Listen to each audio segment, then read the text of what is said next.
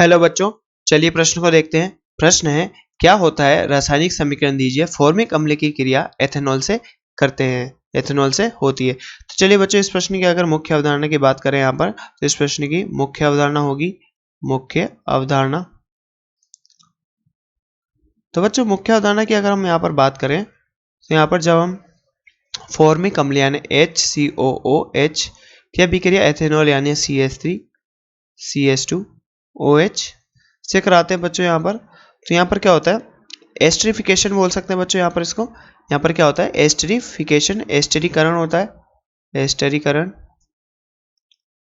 एस्टरीकरण होता है बच्चों। और हमारे पास यहाँ पर एक एस्टर प्राप्त होता है हमें कुछ इस प्रकार C2H5। तो बच्चों हमें यहाँ पर ethyl format, ethyl ethyl format,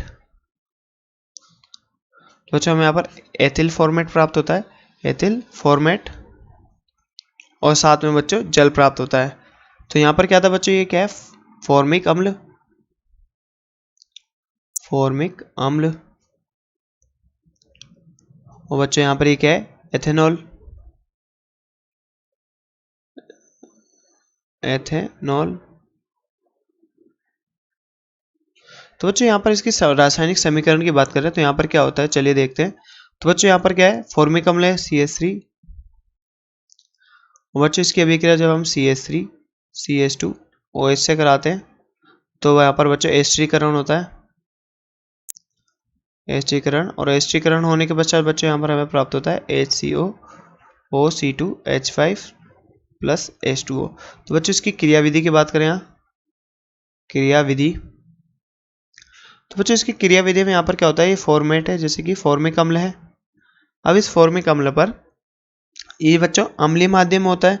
ये एस्टरिफिकेशन बच्चों यहाँ पर अम्लीय माध्यम में होता है, अम्लीय माध्यम में होता है। तो बच्चों अम्लीय माध्यम में होता है यहाँ पर, तो क्या होता है यहाँ पर? ये प्रोटॉन जो होता है, ये प्रोटॉन H प्लस यहाँ ऑक्सीजन की तरफ आकर्षित होता है और इसके साथ यहाँ पर बंध बना लेता है। उसके कारण ऑक्सीजन पे कैसा चार्ज आता है? पॉजिटिव चार्ज आता है बच्चों। तो यहाँ पर देखते हैं यहाँ पर क्या होता है? HCOH पॉजिटिव और यहाँ OH। तो बच्चों यहाँ पर अगर पॉजिटिव आ जाता है तो यहाँ पर क्या होता है? हम यहाँ पर इस बंध का ध्रुवण हो जाता है बच्चों। तो ये क्या? ऑक्सीजन के ऊपर चल जाता है ताकि इसको यहाँ पर उदासीन कर सके। परंतु इसके कारण क्या होता है बच्चों? यहाँ कार्बन पर पॉजिटिव आ जाता है। अब जैसे कि हम जानते हैं कि यहाँ पर एथेनॉल में ऑक्सीजन होता है और ऑक्सीजन के पास लोन पेयर होता है। तो बच्चों यहाँ पर जैसे धनावेश आता है तो इस धनावेश की तरफ ये एथेनॉल का ऑक्सीजन आकर्षित होता है।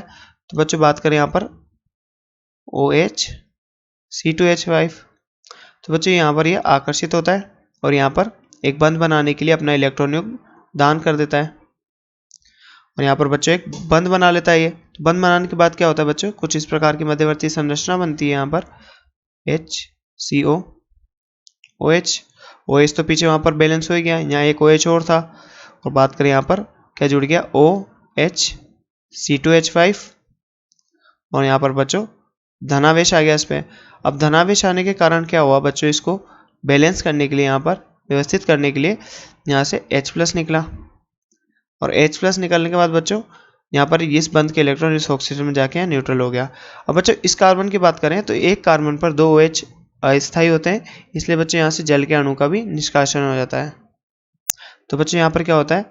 यहाँ पर एक जल के अणु का निष्कासन होता है, प्रोटॉन का भी निष्कासन होता है। जो प्रोटॉन हमने यहाँ दिया वो बच्चों एक तरह से यहाँ से निकल चुका है। तो बच्चों हम बात करें यहाँ से एक जल के अणु का निष्कासन होता है और क्या बनता है? HCOOC2H5। तो बच्चों यहाँ पर ये क्या है? ये यहाँ पर बना है हमारा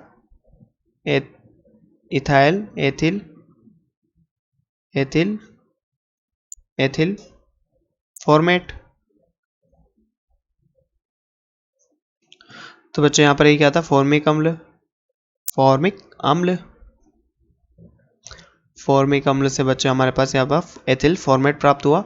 हमने यहाँ पर इसकी एथेनॉल, एथेनॉल एथेनॉल के साथ अभिक्रिया कराई। तो बच्चों जैसा कि बच्चों हमसे प्रश्न में पूछा गया था, फॉर्मिक अम्ल की क्रिया एथेनॉल से होती है तो क्या प्राप्त होता है, रासायनिक समीकरण दीजिए। तो बच्चों हमने यहाँ पर इसकी पूरी रासायनिक समीकरण देखी और इसकी क्रियाविधि को भी समझा। तो बच्चों आशा करते हैं आपको प्रश्न समझ में आया होगा। धन्यवाद।